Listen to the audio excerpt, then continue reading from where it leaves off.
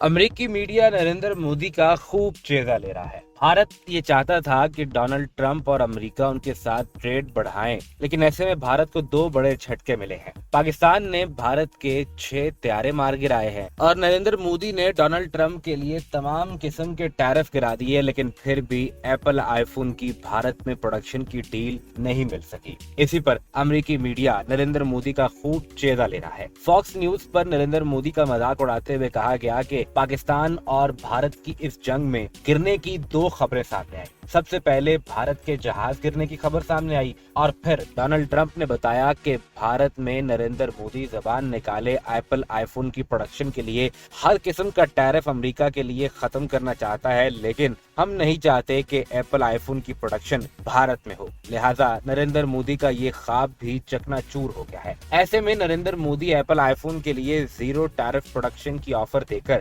America से F-35 jet त्यारे हासिल करना चाह रहा था। आपने बिल्कुल ठीक सुना है, ये वही F-35 जेट त्यारे हैं जो इससे पहले मुसलसल नाकाम होते रहे हैं और भारत ये समझता है कि अब राफेल की नाकामी के बाद F-35 त्यारे लिए जाएं ताकि पाकिस्तानी एयरफोर्स का मुकाबला किया जा सके। लेकिन इन F-35 त्यारों की आपको एक अभी हालिया हिस्ट्री भी बता देते हैं। दी यूरेशियन टाइम्स का ये आर्टिकल है जो ये बताता है कि हूसी मिसाइल्स के सामने अमेरिका के F-16 और F-35 दोनों ही नाकाम ठहरे। डोनाल्ड ट्रंप ने हौसियों के खिलाफ फतह का ऐलान तो कर दिया, लेकिन वो ये बताना भूल गए कि भारत को अमेरिका जो F-35 बेचने जा रहा है ये वही F-35 है जिन्हें इसराइल की मदद के लिए हौसियों के खिलाफ इस्तेमाल किया जा रहा था और खास तौर पर सऊदी अरब की फरमाइश पर ये F-35 त्यारे तैनात किए गए थे। ये हौसी मिसाइलों का निशाना बनते बनते बाल बाल बचे हैं। यानी हौसियों के पास कोई जदीद तरीन मिसाइल सिस्टम उस तरीके से मौजूद नहीं है और जिस तरीके से पाकिस्तान के पास मिसाइल सिस्टम से लेकर जेट त्यारों तक